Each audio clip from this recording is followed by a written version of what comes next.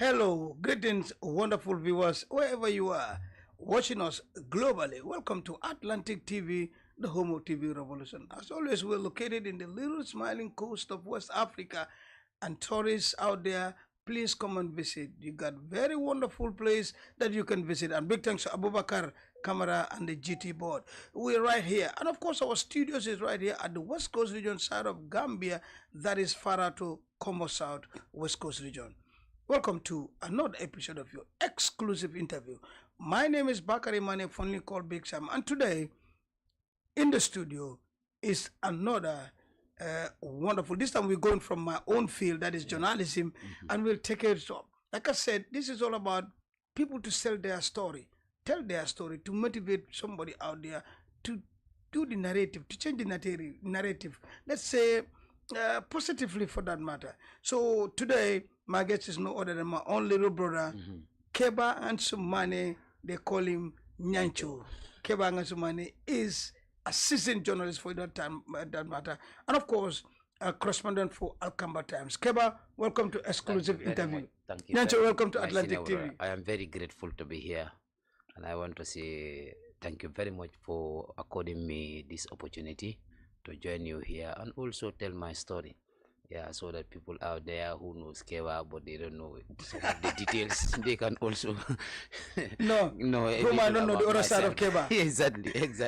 exactly. So this is a very big proud moment for me, and then I want to commend you. I mean, for you and your team for taking this niche, because this is niche. I don't see others doing what you are doing. Yeah, you know, bringing people from all walks of life to come and face the nation. This is a big thing you are doing, and we are very much, proud, and we want to say a very big thank you. Thank you very much, Kebba. That's Nyancho. But traditionally, like we do before we go anything, we give chance to our guests to say hi to your family, your friends, your workmate, a little bit louder. Yes, thank you. Okay, first and foremost, I would like to say hi to my lovely wife, Ma'am Manneh, and my small family. I have Malik, who is the newest baby, and I have Fatmata, I have Jare, and Maria Masibo. So I want to say a hi to them. Then I go to the office, I greet my people there, my editor-in-chief, my CEO, Seni Marina, Yaya Balde, and all the staff, at Alcamba Time, and also say a hi to my partner in crime, who is no other person than Musa Sirif, the Voice newspaper, my very good brother, a senior man who is always been there for me. I want to say hi to all of you and everybody out there at GPU and all the media fraternity. I am here for you all. Thank you very much. Your very own Kebba Ansu Manneh Nyancho. Because sabar balola, apa sabar? Sabar ile. All right, moving on. Yes, Kebba Ansu Manneh Nyancho, etc. Who actually is Kebba Ansu Manneh? Born where, etc. Give us a little bit background of that. Thank you so much, Big Sam. I am a native of Kauru, born citizen of Kauru Turekunda. But I brought up in Kauru Janekunda, and many people know me. Those who know me, they know me from Kauru Janekunda. But basically, let me say I am a native of Kauru, where I am from an extended family, just like many other people from the provinces. I have a lot of siblings, around here in Combo. Now almost, we are all here. We have only few people in Kauru, but yet still we have time to be going there, and we are connected with them, doing a lot of activities on the ground there. Where also I did, my schooling from nursery school to grade 12. Okay. Slide there. Education and some qualification. You wanna know? Yes. So it has been a very long journey. Like I said earlier, just that I did my nursery school to grade 12 in Kauru. Okay. In fact, we are the pioneers of the grade system in the country. Okay. We started the whole thing, from our grade 3, where we start to the national assessment test. Then grade 5 also we start to the national assessment test before the grade system will formally come into play. That we started from grade 7 to, and also we are the founders, or we are the pioneers of Kauru Senior Secondary School that was built in 1995. Okay. Before the school was even ready, we were there. We occupy one block. That's where we struggled until we finished my grade 12 there. From grade 12, I also went into tertiary education. Okay. I've attended the Gambia Hotel School from 1999 to 2001 on the government scholarship.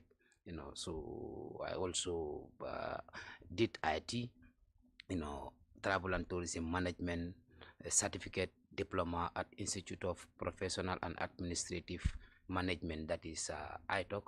Before I seal it, I did my advanced diploma with the Institute for Travel and Tourism of the Gambia, that is ITOC, under the able guidance of Mr. Sektijan Nyang. So you mean you were at IPAM before ITOC? I was at IPAM, okay, good. where I did my IT certificate and diploma. I also did my travel and tourism certificate and diploma. Then I did, before I proceed in 2009 at the Institute of Travel and Tourism of the Gambia, where we sat in the same Mr. class. Nyang, Where you Mr. were. Ba, Hi guys. where you were our head, the Council of Elders. You remember? I remember Council of and Mr. Nyang, Mr. Lamin, Alaji, Maimuna, Mr. Ba, our chairman. Mr. Ba, they are wonderful. So you picked up the advanced diploma yes, there? That's where I did my advanced diploma in travel and tourism management. But today I am working as a journalist. Kebba Ansu Manneh there with the who he is and some qualifications and some education. That is awesome. Kebba, take us through to we'll come to that. Okay. Many people know you in other side, but your journey to journalism, how does it come? Yeah. So my journey to journalism, started in 2009 when I was doing my advanced diploma in travel and tourism management. However, I have always loved writing. I've always been writing from school at the notice boards, weekly, student issues. I'm always writing. But in 2009, when I was doing my travel and tourism management, I was, there I was getting to understand more about the tourism industry. I started writing for Daily Observer opinion column every week, where one of my best friend, who is none other than Kemo Cham, was serving as the editor-in-chief at the Daily Observer, always encouraged me to send in my articles. So in doing so, along the way, Kemo left the Gambia because he has some issues with the former regime. He absconded. When he absconded, I stopped briefly before Ahmed Adiamo, the proprietor of Today newspaper, will approach me through Mr. Nyang to start running a travel and tourism column with the Today newspaper, which I did from 2009 to 2011 before I transit into the mainland journalism. It comes as like the office at that time, the only court reporter we have, left, and there was no other court reporter, so I was recruited. In the case of Bunsane, we all remember the $2 billion drug impounded at Bonto. Then along the way, we have cases of Jesus, former Inspector General of Police, Esa Baji, where you have about 3 cases. We have about 18 counts. We have, 32 counts and 52 counts. We have cases. His cases were at both the Banjul Magistrate Court and at the High Court Special Criminal Trial. So I covered all these things and become a big-time court reporter. So that was when you transition from tourism reporting now to the mainland media reporting. Yes, so I become so much so engaged. That was on at the Today newspaper. Yes, so Adiamo and his brother Bola, gave us a solid foundation. They groom us, they coach us, they mentor us, at least to be able to do our work in journalism. During that time, we don't have recorders. In the whole office, you may have only one recorder, only one secretary is there. So everything was pen and paper, which is also fading. But still, I would like to encourage my colleagues when they are going out Let them go with their pen and paper. Journalism is about that pen and paper. Right. Because some places your phone may be off and you are seeing things that are happening and you need to get the record of that. So still now I want to encourage my colleagues who are practicing to always guide themselves with their pen and a paper. So from today, where is transition? Because now you know you are at Alkama. Yes. Give us from today. Very well. From today newspaper, you know, today got into some problem with the former regime of Jame, and eventually Adiamo have to close the paper in 2014, leave the country. So briefly, you know, I went to the Voice newspaper. The Voice newspaper, you know, give me open hand when the play today is closed, and they encourage me. I work with them from 2014 way down to 2015 ending.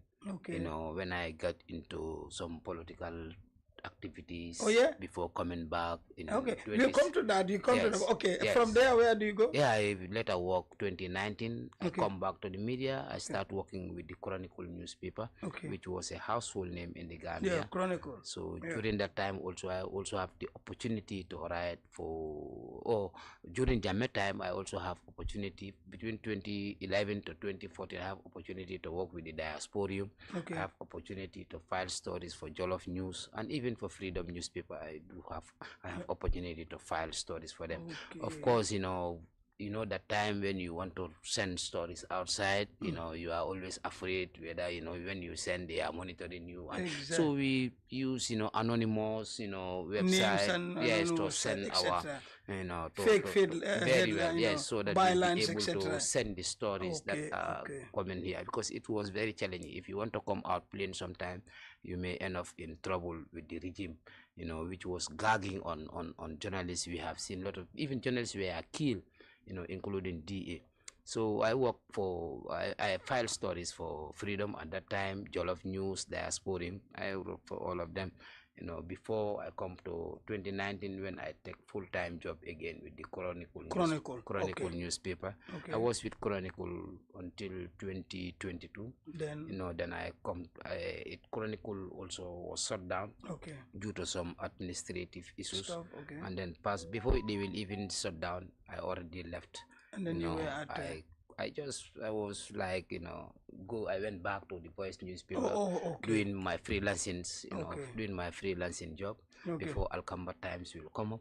We started that, me and Cinema Arena with Yaya Balde, if I can remember, and Yankuba Manneh. About 4 of us started it, but Alhamdulillah today, the Alkamba Times in July of 2022, if I am, you know, perfectly right, you know, that's where we started, you know, and then I think, you know, one of the article I wrote during that time, that was the 11 million bribery at Central Bank. That was Alkamba. Yes, 155 million mutilated notes were destined to be changed to new notes at the Central Bank.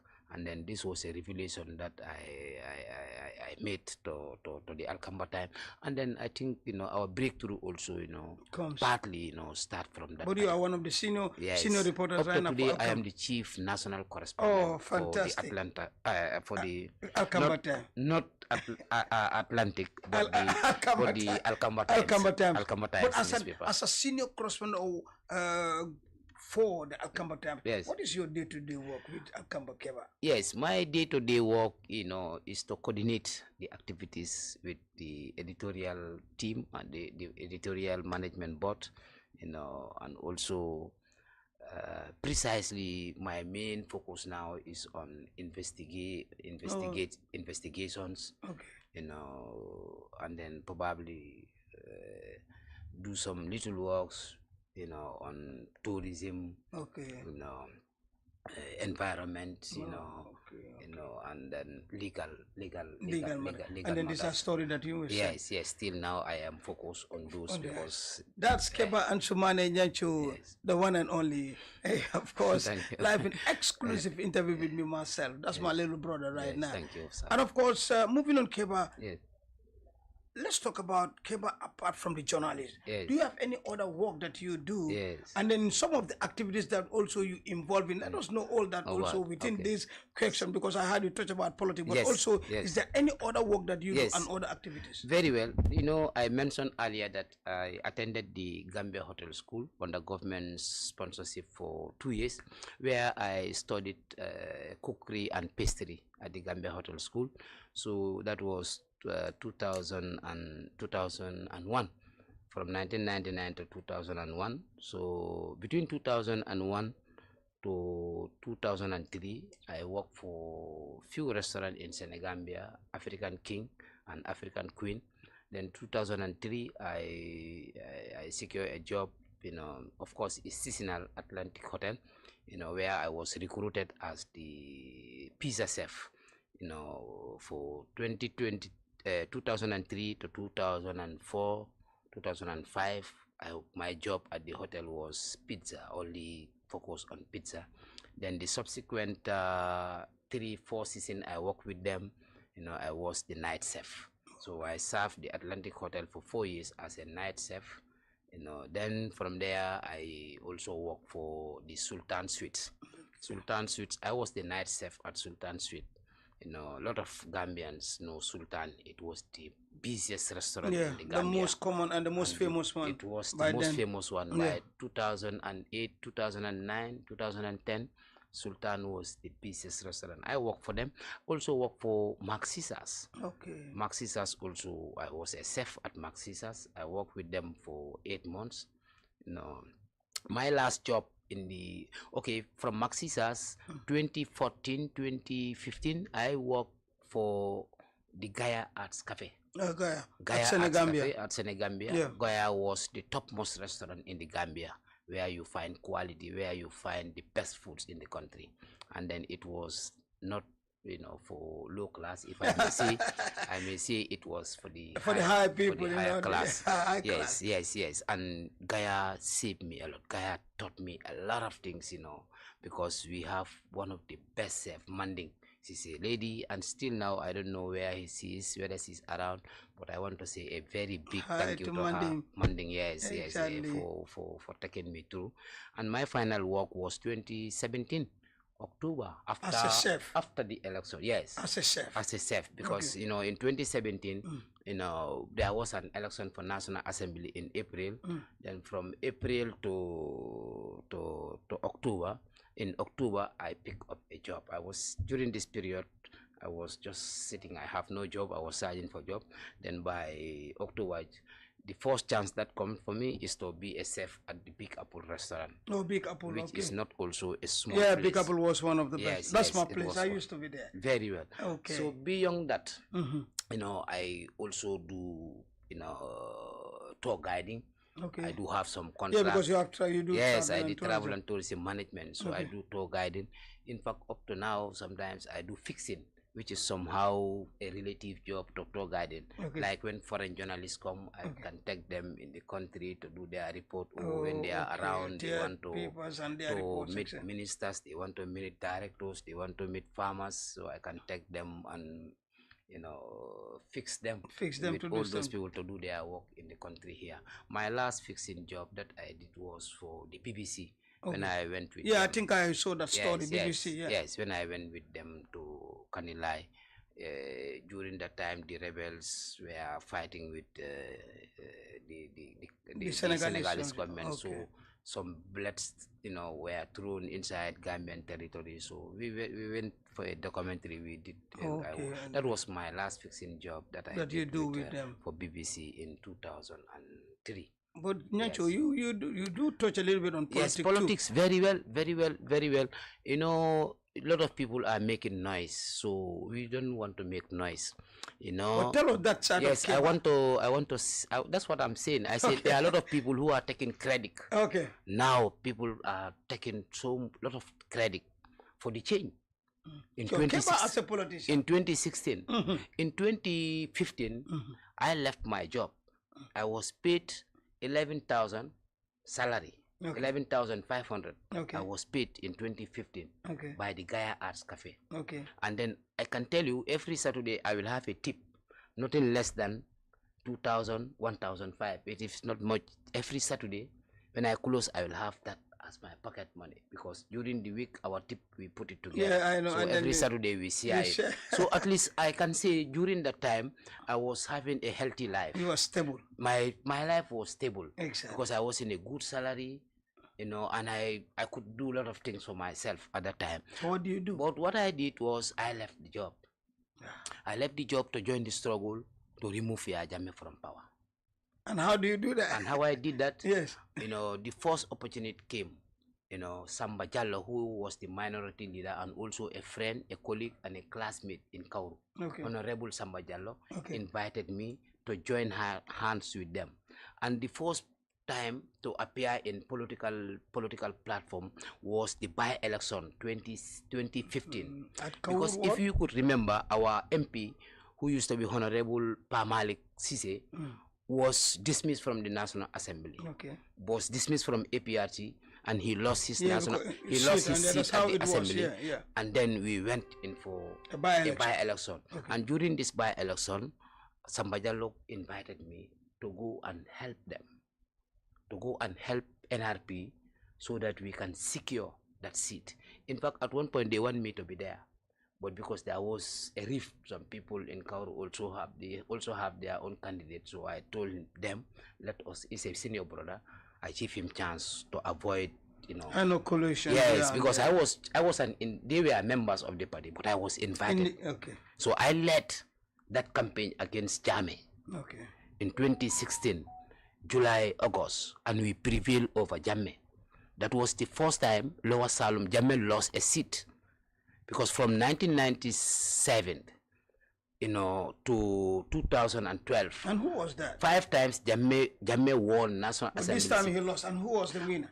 This time it was Modu Gas, Modu Bamba Gay for NRP. Because I was his campaign manager on the ground in 2015. So he won. That is how I enter politics. But let's talk about Kebba. Now I am coming there. Yes. We just want to know. I also Kebba, very well. Just a browse of how you passed. Very well. Yours. Myself, I contested. Okay, that's what I want. Even before that, I was in Team Dr. Aissat Toure. I was the national youth coordinator for Team Dr. Aissat Toure. So we campaigned 23 days. Then we come back, we joined the coalition, Barrow, which I was against, because when Ahmad Ba and others came, I totally told them that for me, I don't trust Barrow to be our president or to lead the coalition, because he's a businessman, and tomorrow he may think that Gambia is a business product, and he may think that this is a merchandise. So you don't. So I don't support him. I told them, but how and come that was you as an independent? That's my. How I come as an independent candidate. Yeah, but that's what I wanted, because I want us to pass that. I contested. That's what I want. 2017 National Assembly, elections. In Lower Salum as an independent candidate. As an independent candidate, I crisscrossed the entire region. I was able to get 503 votes. I also got. How many people got into that? 500 and how many people? How many candidates? We have about 5 people who contested. And I came out with third.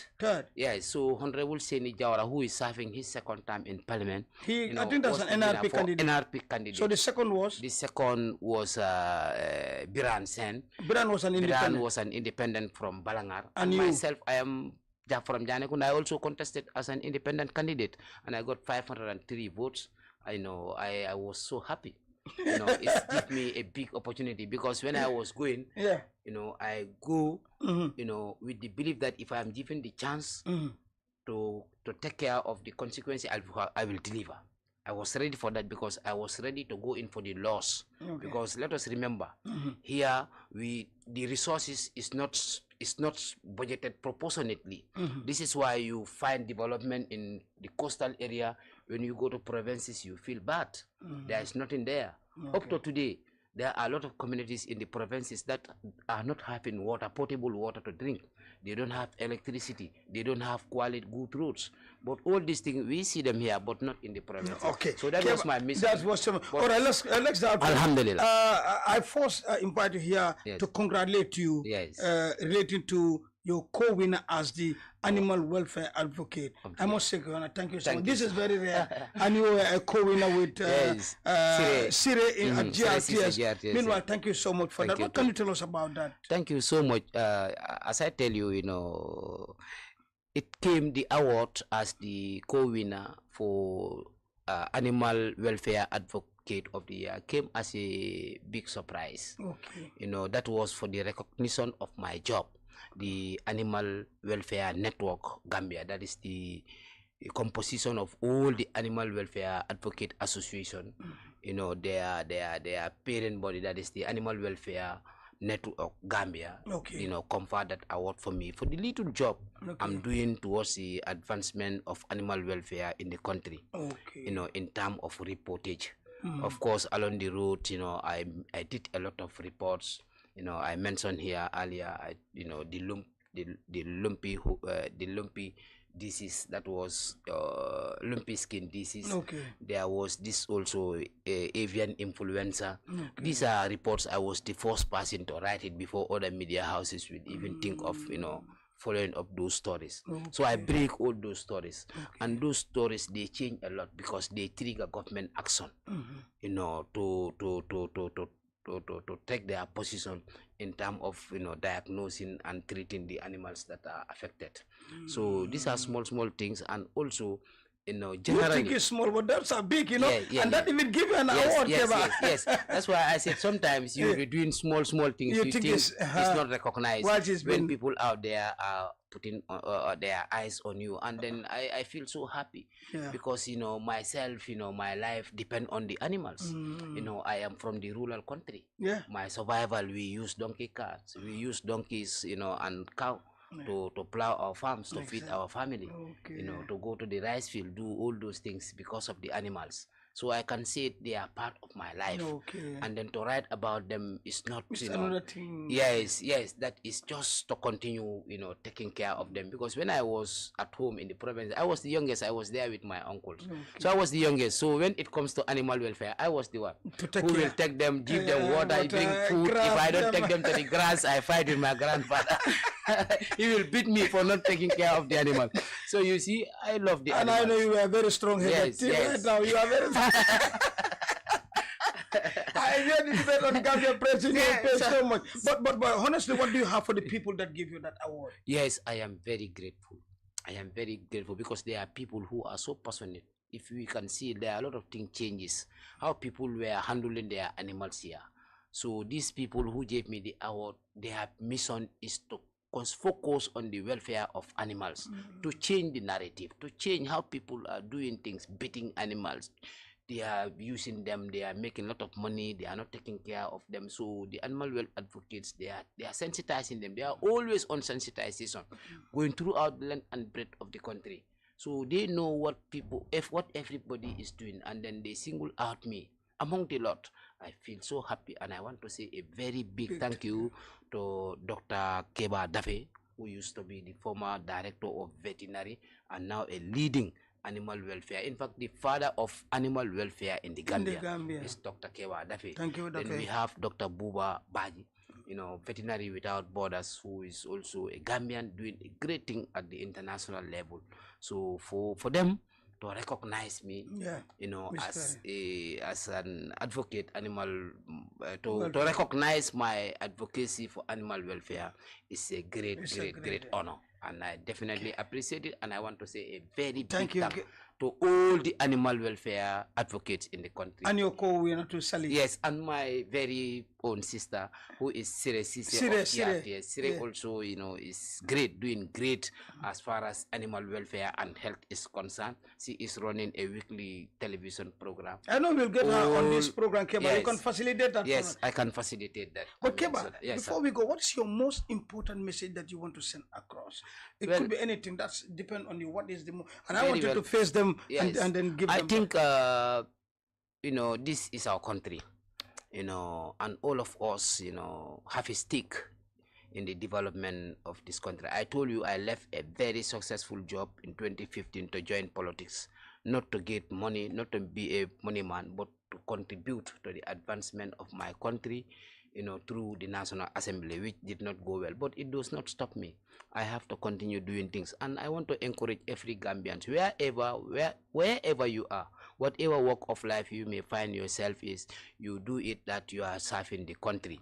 And also, when you come to the media, I want to enjoin my colleagues, to verify, and counter verify on the information we are getting.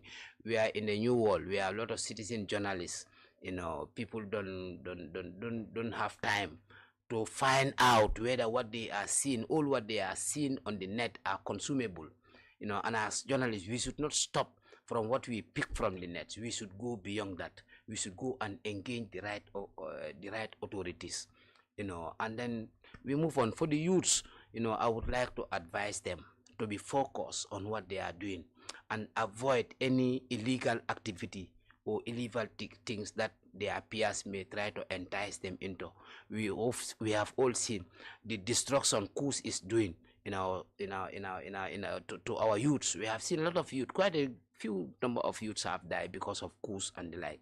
So I would also like to enjoin the youth folk of the country to be more focused and be prepared, because tomorrow we are going to be the rulers of this country. So if we are not prepared mentally, we are not prepared physically, it is going to be very, very difficult for the elders to hand over the baton to the youths. And then I want to call on every Gambians, let us be united.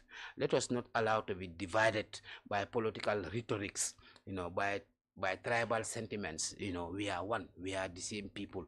Let us come together. Let us not see any differences.